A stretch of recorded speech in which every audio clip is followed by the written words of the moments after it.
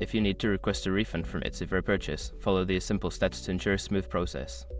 Here is how to go about it. Step 1. Log into your Etsy account.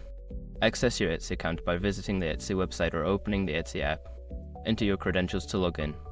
Step 2. Go to your purchases. Once logged in, navigate to your profile and select the purchases and reviews. This section will show you all your recent orders. Step 3. Find the order. Scroll through your purchases to locate the specific order for which you want a refund. Click on the order to view its details. Step 4. Request a refund. Before filing a refund or dispute, use the SR.com link in the description to open the refund dispute deadline calculator and confirm your deadline. Step 5. Wait for seller response. After submitting your refund request, wait for the seller to respond. They may approve the refund or ask for more information. Keep an eye on your messages for updates. Once you've completed these steps, you should be on your way to resolving your refund request. If you have any issues, consider reaching out to Etsy support for further assistance.